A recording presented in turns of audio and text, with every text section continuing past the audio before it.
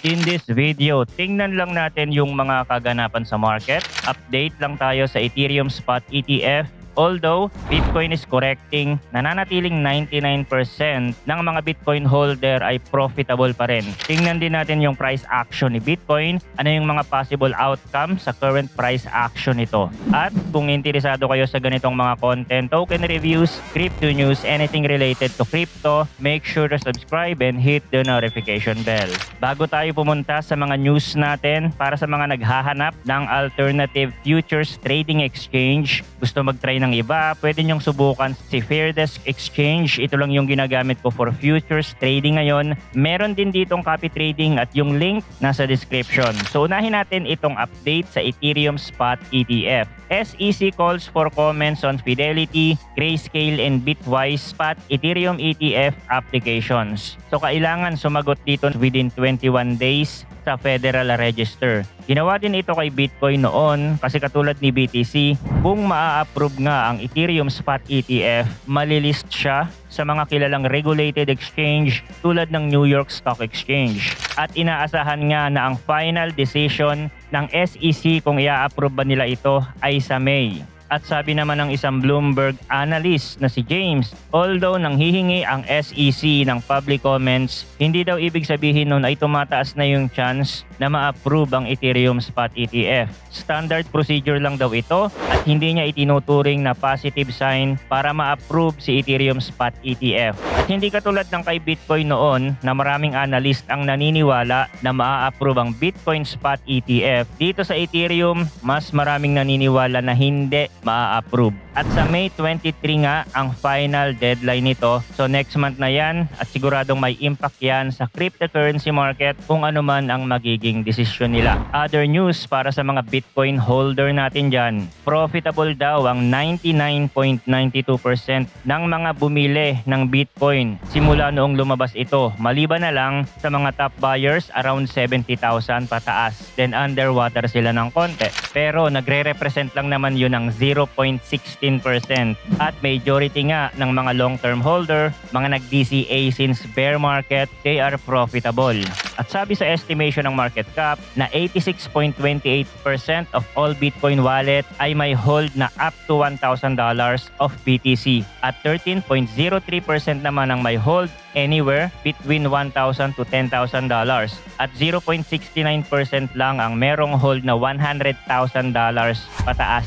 So marami ding mga retail holders ng Bitcoin. Kaya maganda pa rin talaga na meron tayong allocation kay BTC kung nandito tayo sa crypto. Karamihan kasi ng mga newbie ngayon, mapapansin nyo, they don't have Bitcoin. Tapos pinipili nila yung mga low-cap altcoins na mataas naman talaga ang upside potential kumpara kay BTC. Pero yung risk naman doon ay mas mataas din ng di-hamak kay Bitcoin. Si BTC kasi hindi man ganun kataas ang percentage return na ibibigay nito sa atin, mas sigurado naman tayo dito na kahit dumaan ang bear market, nakaka-recover siya at binabasag ang kanyang previous all-time high. Hindi katulad ng ibang altcoins na kapag nadapa, hindi na nakakabangon pa. Kaya nga hindi lahat ng cryptocurrency ay pang long term talaga. May mga tokens na pang narrative play lang o yung iba naman pang hype lang. Kaya kung may ituturing man kayo na altcoin na balak nyo i-hold ng 5 to 10 years, then i-research nyong mabuti. Okay? Now let's do some technical analysis kay Bitcoin. Let's do some quick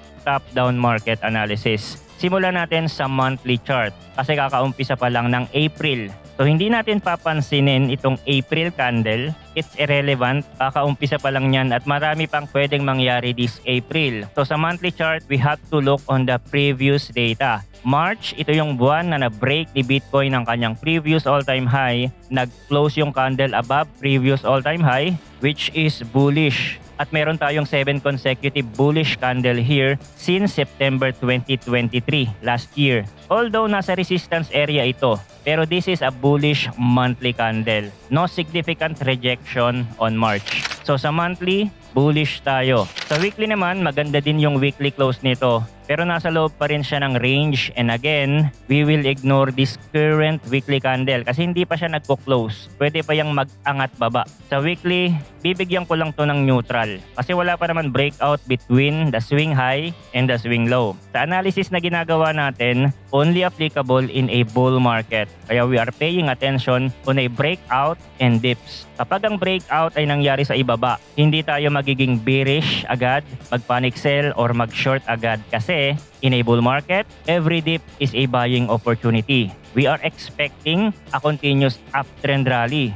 So yung mga drop na yan is retracement only. However, darating ang panahon, the full trend reversal will come. At sa tingin ko malayo-layo pa yon at nasa kalagitnaan pa lang tayo ng bull market. So bigyan ko kayo ng example dito sa price action ni Bitcoin. Nag-rally si BTC dito. Pumasok sa consolidation. This is a weekly chart. Nag-pump yung price dito. Syempre, yung mga breakout traders papasok dyan. Yung mga high leverage boys, stop loss sa ilalim ng swing low. At bumagsak yung price. So ipit sila dyan. At kung ang strategy na pina-follow mo ay kapag nagkaroon ng breakout pa itaas, you will go long. At kapag nagkaroon ng breakout pa ibaba, you will go short. Long breakout traders dito, mas stop out sila kasi bumagsak yung price. At makikita naman ito ng iba na this is a good short opportunity. Kasi nga, breakout pa ibaba. Nag-expect sila ng reversal. Then, biglang nag-rally. So, long trader and short traders got wiped out.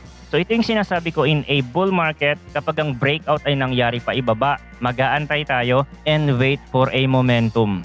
Yung break and reverse nito na nagre-resulta sa bullish candle ng weekly, then it's a good buying opportunity na. Katulad ng nangyari dito. Anyway, sabi ko nga, itong weekly natin is neutral. Pumunta naman tayo sa daily.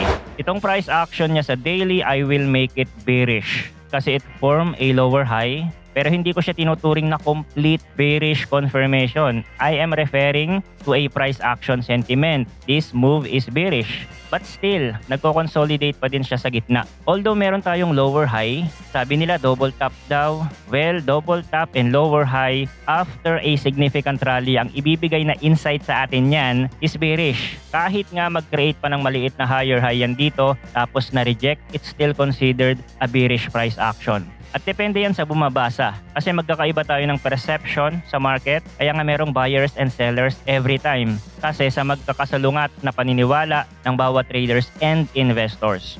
At dito nga sa daily, although nasabi ko na bearish yung galaw niya, pero pwede itong mapunta sa ascending triangle formation. A neutral kind of price action na mas mataas ang chance for a continuation rally. Now, kung hindi magiging balance yung price action ni BTC na magre-resulta sa ascending triangle, then I expect na bibisita yan below 60,000 price level. Kung saan maraming maliliquidate at ma-stop out na long position. At ang oobserbahan ko dyan, if ever nga na bumisita siya dito, ay kung paano mag-react yung price. Katulad ng example na pinakita ko kanina, kapag mabilis yung recovery and create a bullish candle, nakabalik sa 65,000 agad, then that's a bullish momentum. Now, kung ang mangyayari hindi makakabalik agad ang price and it form another lower high, then ibig sabihin lang nun, the retracement could go deeper na pwedeng umabot sa 50,000 price level. Well, pasok pa din naman yun sa typical retracement ni Bitcoin kapag nasa bull market ito na maaaring hindi kayang sikmurain ng iba, pero it's another opportunity to get in. Sa top-down market analysis na ginawa ko, this is the result for daily time frame idea. Pero sabi ko nga, depende kasi ito sa gumagamit. Like for example, kung ikaw ang gagamit nito, sa tingin mo, lahat dapat bearish. Kasi ito yung reason mo. Monthly chart, resistance level, bearish. Weekly chart, weak momentum, should be bearish. And daily is bearish. So you have a bearish outlook from monthly to daily. Hindi siya mali. Kahit magkaiba tayo ng perception sa market, patunay lang yon na you have your own system na sinusunod. At ang sinishare ko dito ay yung outlook ko lang sa market na pwedeng mali at pwede rin naman tama. Okay? So yun lang ang crypto update natin for today. Thanks for watching again. Good luck and see you on the next video.